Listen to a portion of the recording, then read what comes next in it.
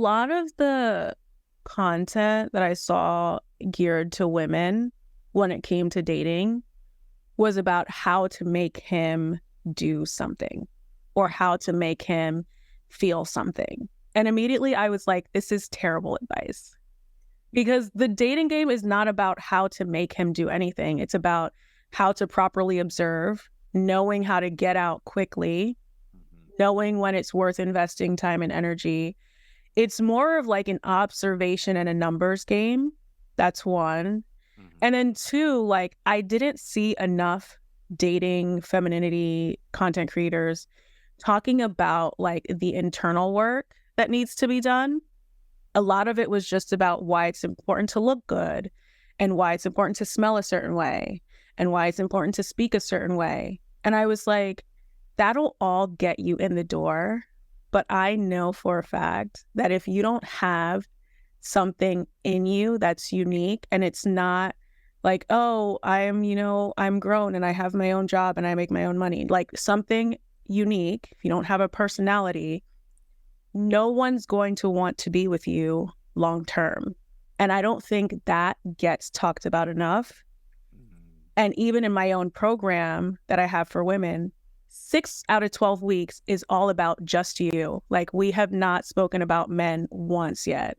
And I'm sure some of them are like, girl, this is not what I follow you for dating.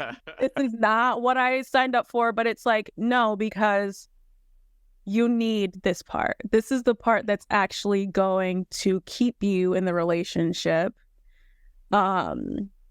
Because this is number 3. Another issue I had with the content is not enough of it was talking about the fact that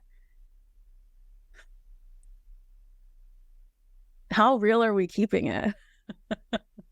Wait, this podcast or what? His episode? Like, yeah.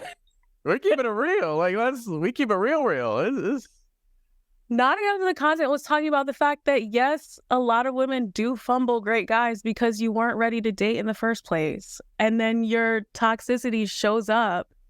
And it's like, the narrative is always like, oh, we went out, we were dating. And then like, he decided he didn't want to, see me anymore. Now he's dating someone else. And like narrative is because she's weak or because I'm a baguette and she's like a bagel or she's Wonder Bread or whatever that video was. And it's like, sometimes it's because you're toxic, you're problematic, and sometimes it's not that he played you, sometimes he just got to know you. The Self Hype Podcast.